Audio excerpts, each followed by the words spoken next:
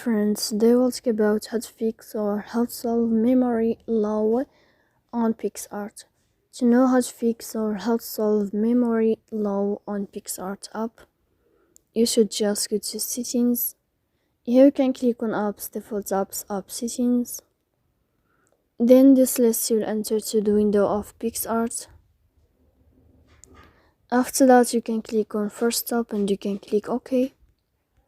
Here we'll enter to the window of storage.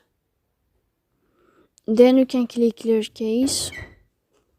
Don't click clear data because that can cause you errors in your app.